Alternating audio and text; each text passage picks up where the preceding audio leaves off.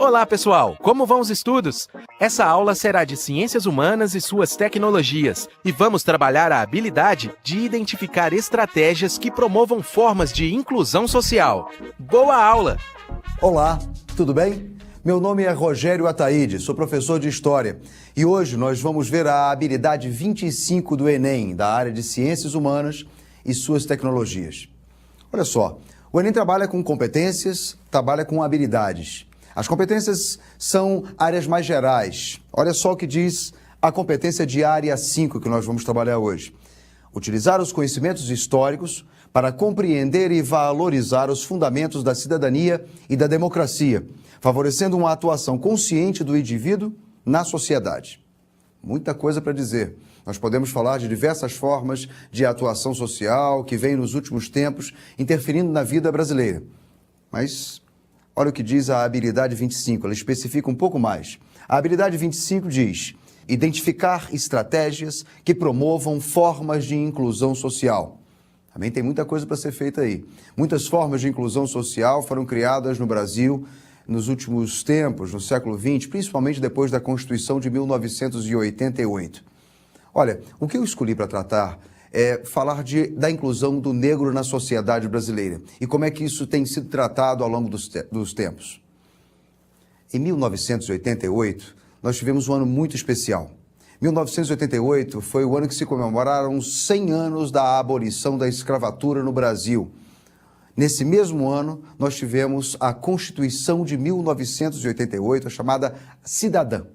A Constituição de 88 ganhou esse apelido carinhoso, a cidadã, porque ela cria diversas formas de inclusão social. A Constituição ela fala claramente dos direitos da cidadania brasileira. A Constituição fala de valores da democracia, fala das liberdades civis, a liberdade de expressão, a liberdade de ir e vir, a liberdade de opinião, a liberdade de imprensa.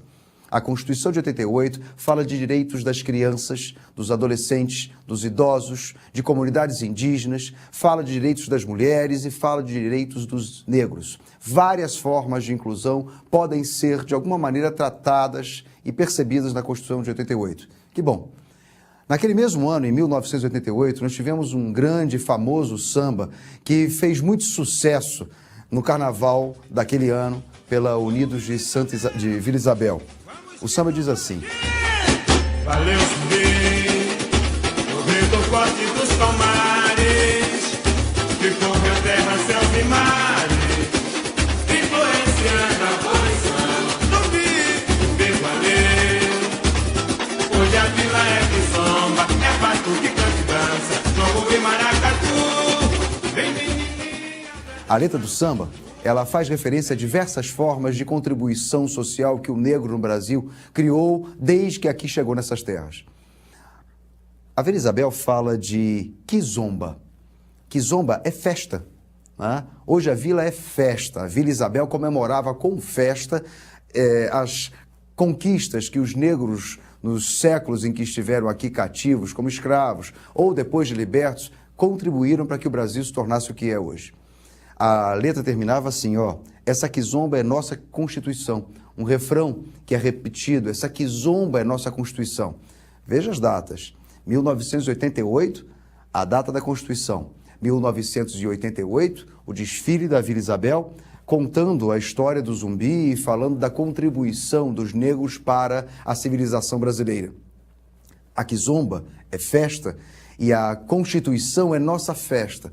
Ou seja, a letra do samba comemorava a inclusão social do negro, falava das conquistas que os negros tiveram nesses séculos todos e colocavam isso na avenida para desfilar, tá? Gente, mas olha, a gente pode falar que já há algum tempo essas formas de inclusão vêm de alguma maneira sendo alcançadas.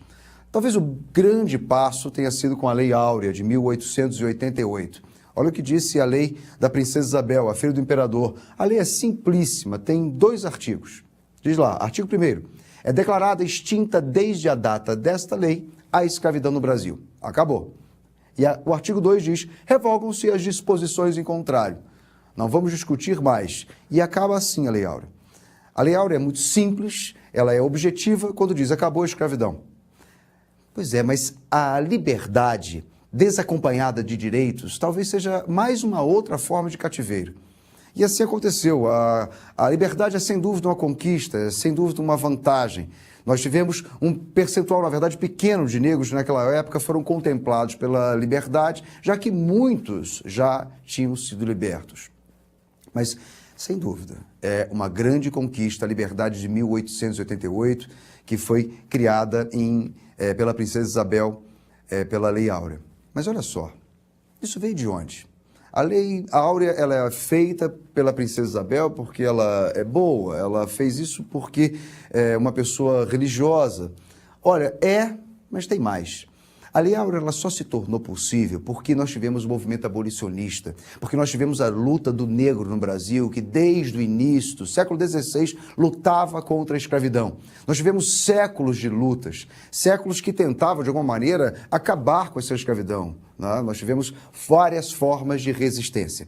A resistência do negro à escravidão no Brasil, ela se deu, talvez a gente possa pensar, de duas formas-chave. Resistência é uma palavra que quer dizer muita coisa. Resistência pode querer dizer, por exemplo, formas de lutar.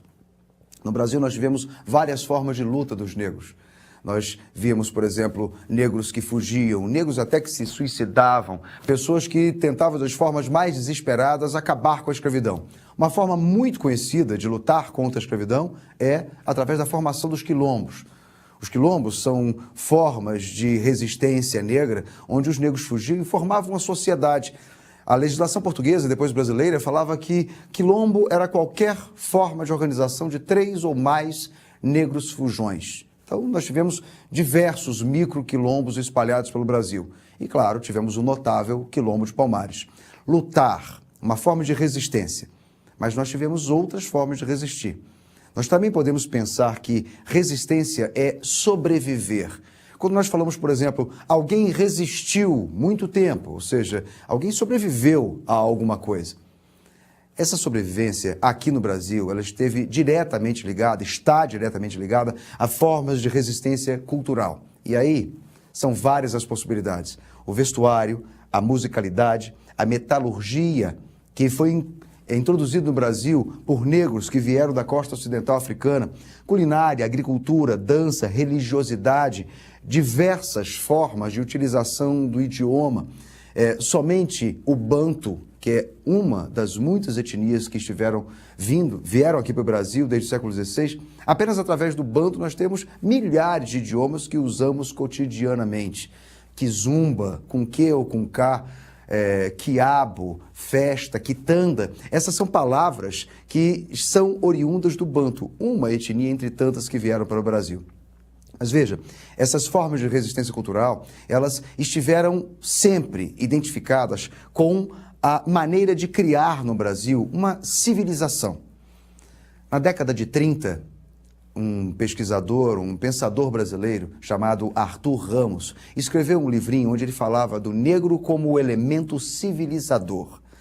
Ou seja, o negro no Brasil não é e não pode ser visto em hipótese alguma como uma mera mão de obra, uma passiva mão de obra no Brasil. Como? O negro no Brasil é elemento fundamental porque ele contribui para a cultura brasileira, ele civilizou o Brasil. Hoje em dia a gente já sabe, é erro pensar que quem nos civilizou foram os europeus, os portugueses em particular. Não, os portugueses nos civilizaram. A civilização brasileira, ela mistura referências culturais. E o negro tem o papel fundamental, o papel civilizador do Brasil. O negro como papel civilizador nos faz lembrar da importância do negro através das formas de atuação cultural, seja através da música, como nós vimos agora, da culinária, da dança, da festividade, da religiosidade, várias formas de contribuição do negro para a nossa civilização, para a nossa cultura. Olha, nós temos algumas conquistas recentes, porque a luta do negro ela não ficou parada lá atrás, no século XIX. Ao longo do século XX, várias formas de conquistas foram alcançadas. Eu falava no início, há pouco, que a Constituição de 1988, ela criou grandes avanços sociais. Ela é chamada cidadã, não é por acaso. Olha só o que diz a Constituição de 88, no artigo 5º, o parágrafo 42. A prática do racismo constitui crime inafiançável e imprescritível, sujeito à reclusão nos termos da lei. Os termos da lei são claros. A Constituição fala de crime inafiançável, ou seja, ninguém que cometa o crime de racismo pode pagar uma prenda, um dinheiro e sair de lá, da prisão. Diz também, o crime é imprescritível, ou seja, não vai passar tempo e essa pessoa que cometeu o crime de racismo vai ser liberta. Não. Ou que o crime prescreve, ou seja, passa tempo e ninguém fala disso. É crime e é sujeito à reclusão. É sem dúvida uma conquista que a Constituição de 88 faz. Mas ainda é necessário fazer mais. E diversos movimentos sociais brasileiros, diversos movimentos onde a questão do negro aparece como fundamental, os valores da cultura negra em diversos estados do Brasil, começam a reclamar ainda mais outros direitos, ainda mais outras conquistas. Olha só o que aconteceu em 2003. A Lei 10.639 de 2003 torna obrigatório o ensino da história e da cultura afrodescendente no Brasil. A Lei 10.639, ela cria condições para que aqui no Brasil nós tenhamos a possibilidade nos colégios, Brasil afora, de estudar a contribuição do negro como o elemento civilizacional que ele é. Então, nós vamos estudar a história africana, vamos estudar a história do negro, da resistência negra e dos valores culturais do negro no Brasil. Essa é uma conquista muito recente e ela só se tornou possível não pelo benefício do Estado, só se tornou possível porque as lutas sociais no Brasil vêm conquistando espaço e criando condições para que o Estado crie as leis que então favoreçam a sociedade. Esse ambiente social de conquistas faz, portanto, alegremente a homenagem a diversas figuras de grande importância e relevo na história social e cultural brasileira. Nós temos personalidades das áreas religiosa, da música, do pensamento no Brasil. Homens negros brasileiros, mulheres negras no Brasil, que tiveram uma contribuição fundamental para a nossa sociedade, para a nossa cultura, para a nossa civilização. Essa identidade negra, ela vem sendo recuperada ao longo dos anos e com as últimas leis, as últimas definições criadas pelo Estado, criando condições para que agora, então, nós tenhamos consolidadas essas conquistas. Gente, um abraço para vocês todos e nós nos vemos. Tchau, tchau.